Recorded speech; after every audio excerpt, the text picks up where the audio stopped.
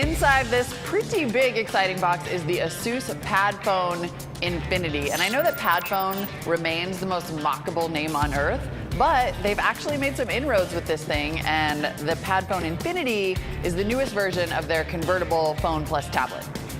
Let's get it out.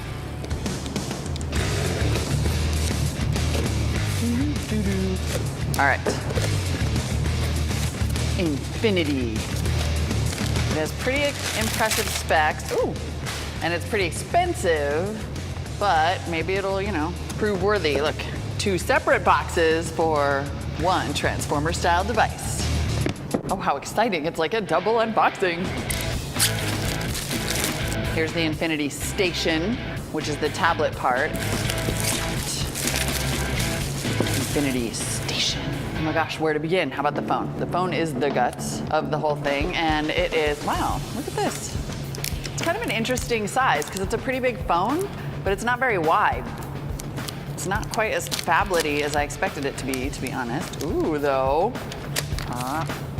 Instead of Asus, they've actually gone with PadFone branding here, but look at that nice brushed aluminum back. That's kind of hot. Inside this box, we have this sort of expected charging brick, USB, micro USB, which I love for charging, and some headphones.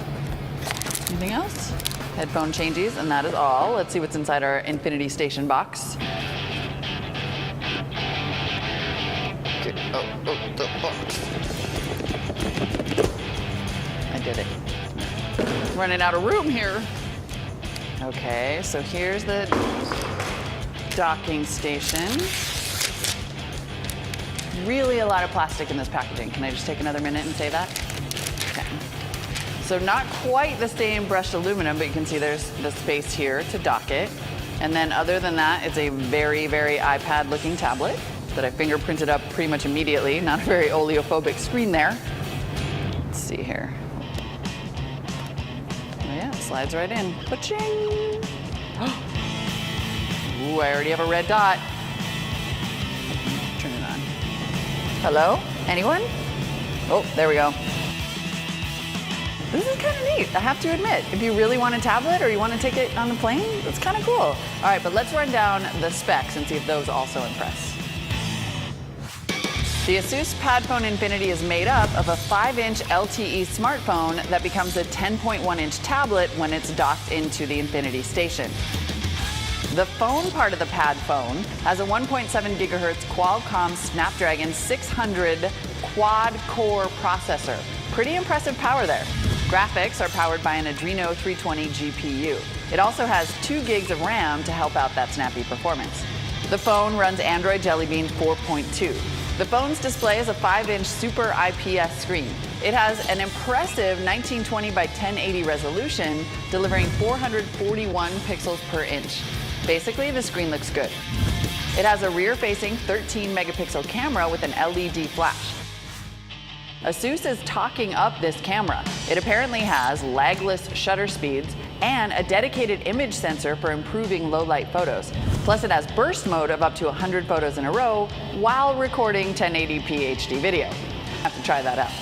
The front-facing camera is no slouch either at a full 2 megapixels.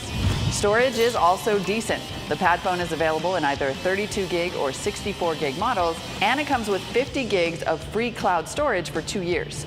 The phone has a 2400 milliamp hour battery, so expect decent, if not awesome, battery life. As for the tablet, the 10.1-inch display offers a pretty impressive 1920 by 1200 resolution.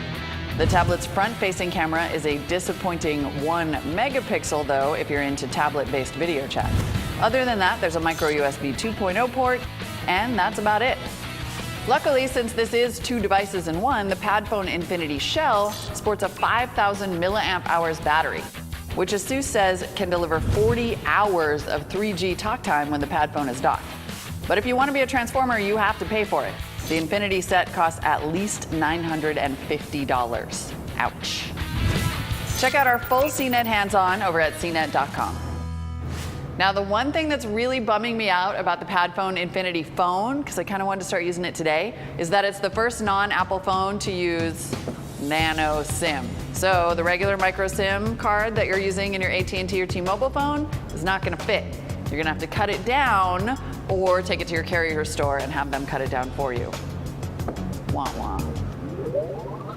So I've been playing with the PadFone Infinity long enough to figure out how to change the language to English and get it all docked, and I have to say, I'm getting kind of a crush on it. I can kind of see it. I see the promise because I use my phone for everything, and then I could just plug it in here and have a totally synchronized experience with, at least according to Asus, 64 hours of battery life.